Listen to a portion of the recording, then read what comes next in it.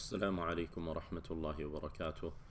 الحمد لله رب العالمين. اللهم صل على محمد وعلى آل محمد كما صليت على إبراهيم وعلى آل إبراهيم إنك حميد مجيد. اللهم بارك على محمد وعلى آل محمد كما باركت على إبراهيم وعلى آل إبراهيم إنك حميد مجيد. I greet you all with the greeting of Islam. I ask Allah, God Almighty, to protect you and to shower you with His grace and with His blessings. We start by praising and thanking and giving glory to Allah, the one true God, and we ask Him to bless His Messenger Muhammad, to elevate his mention and rank, and to shower him with protection and grace, along with his family and his righteous followers, as He did with Ibrahim, his family and righteous followers in the past. This is going to be a series in about 10 minutes, a couple of times a week, and we have titled it Spiritual Protection Against Pandemic.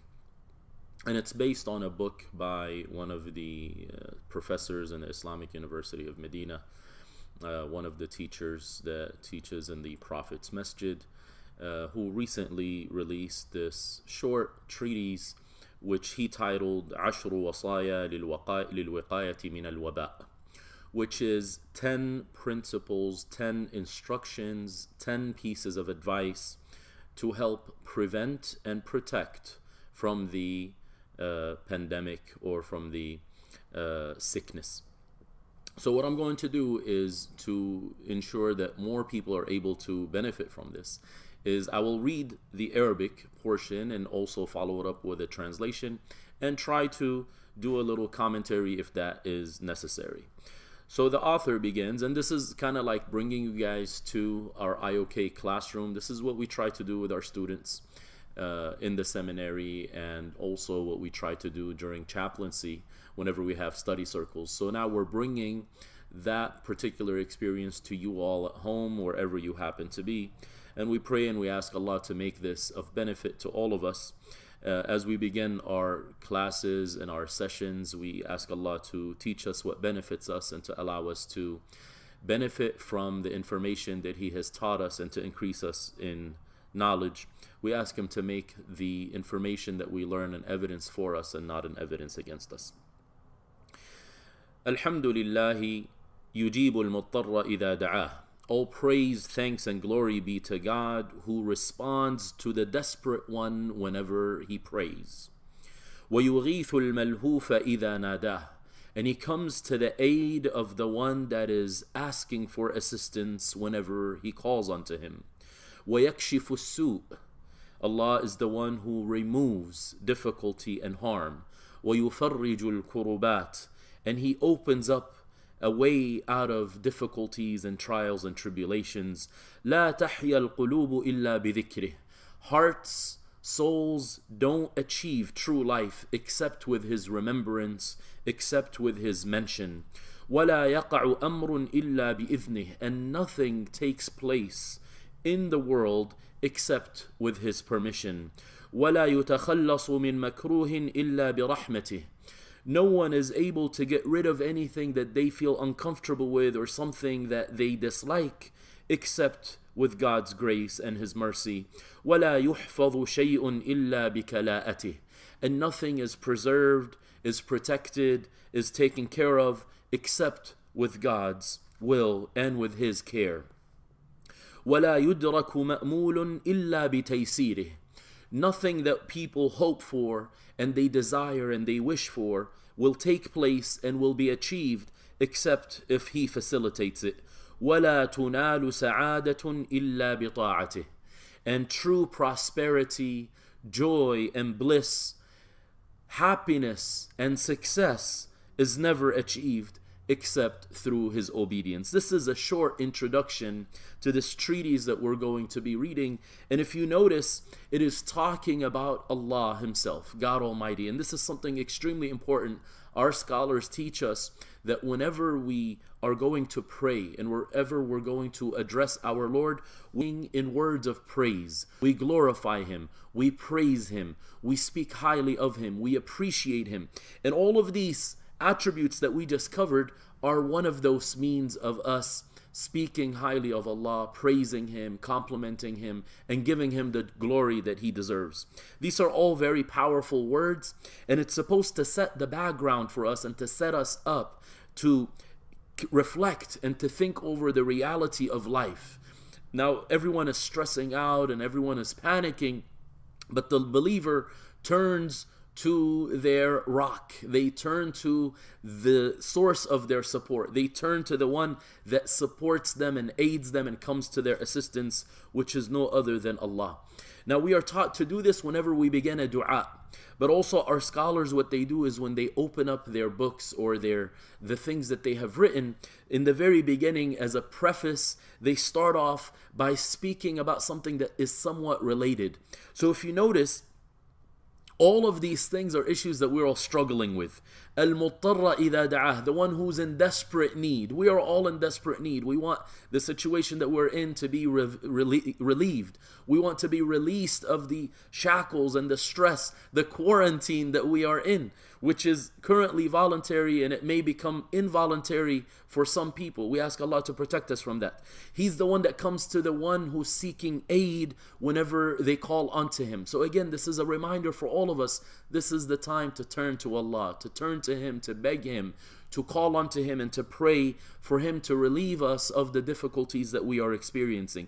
Yakshifu su', we're all experiencing difficulty. We're experiencing a challenging time. Su' could be evil, it could be harm, it could be any type of discomfort that the person is dealing with, and only Allah is able to lift that up. Just like when the wind comes and lifts off the fog, or when the sun comes and it allows the dew in the morning to just disappear. Allah is the one who relieves us and removes from us our difficulties. وَيُفَرِّجُ الْكُرُبَاتِ. Kurubat are these difficult trials and tribulations that we may be experiencing. Then he starts with something extremely powerful, that hearts only find true life, only find revival with mentioning of Allah. So this is a key for all of us, an act of worship, which is dhikr, the most valuable act of worship, which is remembrance of Allah, mentioning Him, glorifying Him with the formulas that were taught to us by our beloved Messenger Muhammad.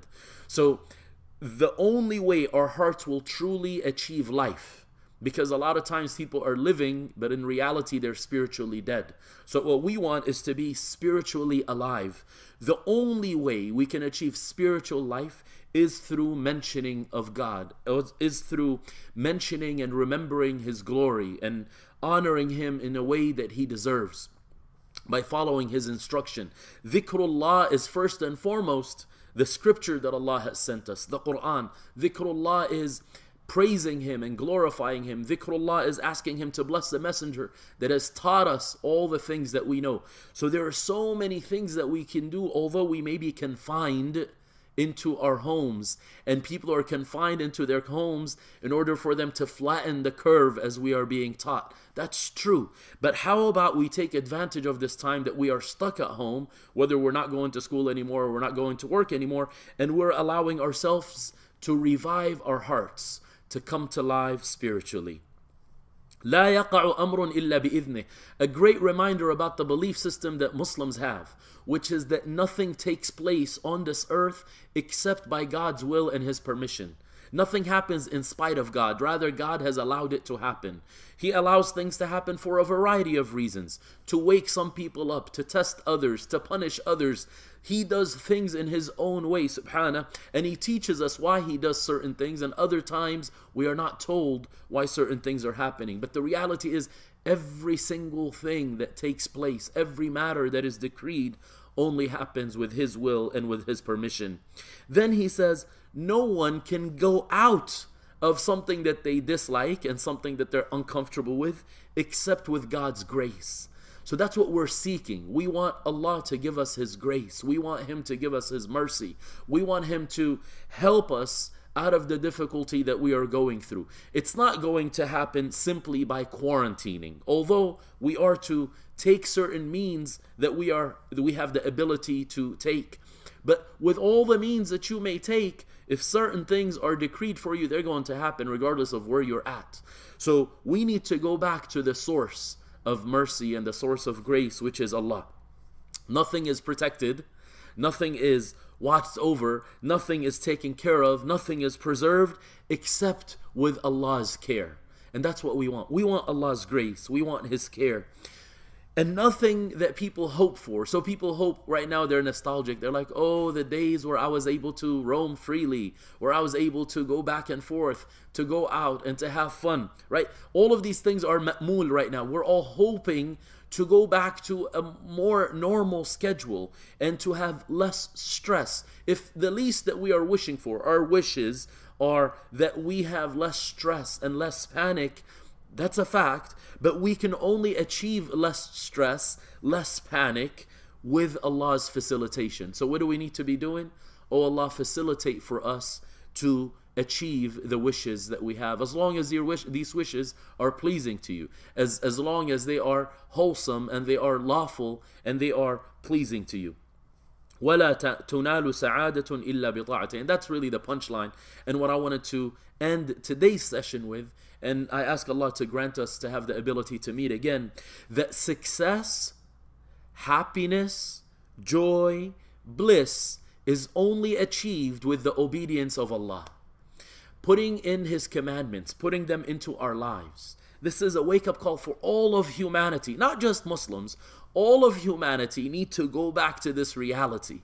You know, all of humanity right now is supporting one another in the sense of we are trying to flatten the curve.